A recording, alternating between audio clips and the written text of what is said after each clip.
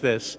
So having actually been around in 1982 when New York lost a record number of 5 congressional districts, I can tell you that it's painful and something that New York should never have to go through again. So let's make sure that New York counts.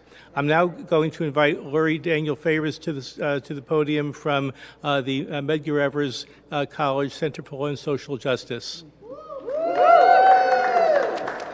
Thank you so much, Jeff, for always being at the forefront of this issue. As noted, my name is Lori Daniel Favors, and I'm the Executive Director at the Center for Law and Social Justice at the Medgar Evers College.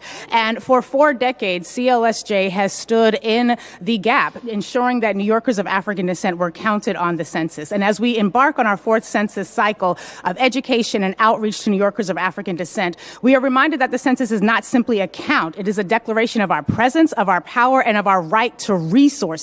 The census determines how billions of federal dollars flow into our communities, how our districts are drawn, and how our voices are heard in the halls of power. And when our communities are undercounted, we not only receive fewer resources, but we also get diminished representation, and we are invisible when it comes to policy decisions, the very decisions that are shaping our lives. We urge every New Yorker of African descent to make themselves known and to be counted fully, accurately, and unapologetically. Now, in previous census cycles, CLSJ has organized Black New Yorkers under the banner of NYC Black, the New York City Black Leadership Advisory Coalition for Census 2020. We are in a new era, and new era requires us to engage in new strategies. And so we are so proud to be here with the members of the Roots and Representation New York State Alliance for Census Alliance, where we are fighting to unite for a fair, accurate, and complete count of New Yorkers of African descent throughout the entire state. This coalition will be organizing Black New Yorkers at the statewide level to ensure our voices are heard, and so that we get access to resources, which will be the difference between us getting access for schools, money for hospitals, for housing programs, for after-school programs, for job programs, for the potholes that thankfully New York City Mayor Zohran Mamdani is doing a really good job of fixing.